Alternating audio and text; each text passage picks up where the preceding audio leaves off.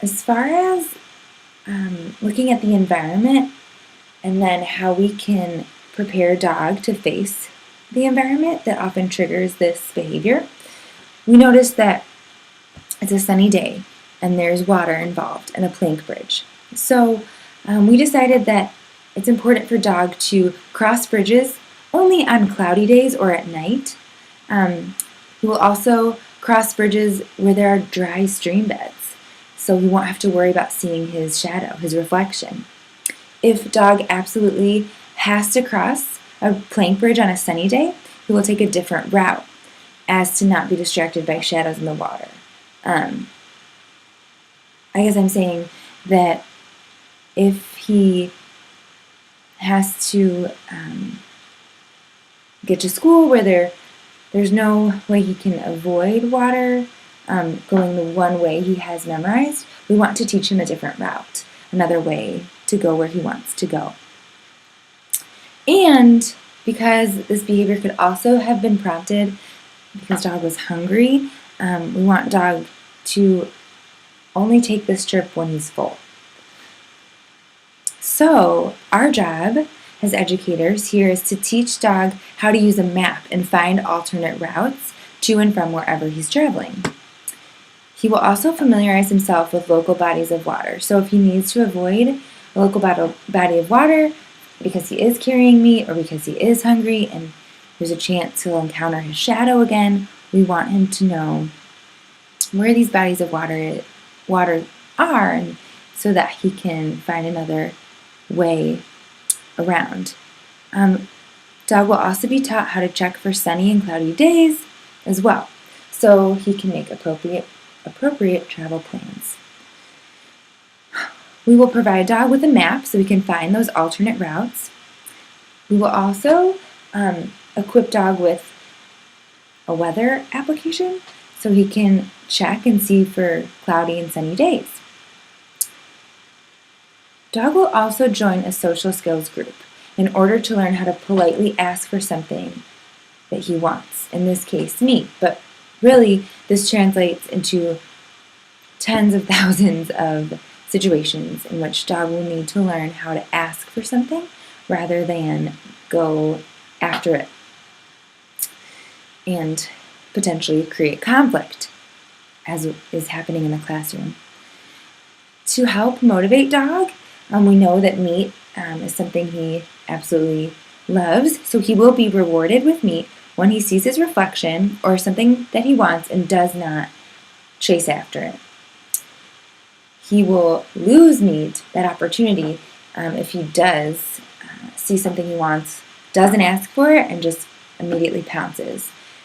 So basically, we'll check in with him at the end of every school day and determine, as we've been tracking and monitoring his behavior progress throughout the day, where he's at, and if he hasn't pounced, he will receive his meat portion for that day, or if he hasn't stopped himself from pouncing, he will lose the opportunity to obtain meat for the day. Meat or no meat, depending on how dog behaves.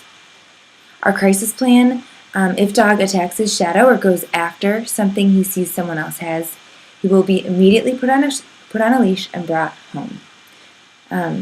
It's important that if dog is endangering anybody else, that he's sent home immediately, or escorted home in this case. Mm-hmm.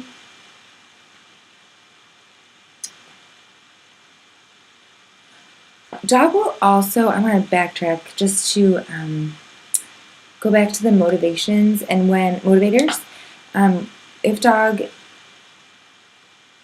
resists and doesn't pounce when he sees something he wants, yes, he'll earn his meat at the end of that school day. Or else, if dog performs a replacement behavior, which when he performs that replacement behavior, it most likely will keep him from pouncing. But we just want to reinforce for dog how important it is to use those replacement behaviors. And if he does that through the course of a day without pouncing once, he will receive his daily portion of meat. All right, so all that takes place during a day will be collected. Our expected outcome is that dog will no longer attack shadows because he's discontent or because he's hungry. Who knows? Dog's teachers, Miss Beagle and Mrs. Jackson, will daily record the number of times dog attacks his shadow or another student who has something he wants. Dog's teacher will report, you both, Beagle and Dachshund, you will report collected data to the school counselor, that's myself, and I will input the data into AimsWeb. This data will be collected for 1 month to determine if our intervention is successful. And at home, Mr. and Mrs. Terrier, we will provide dog with a progress report. We'll also send one by mail.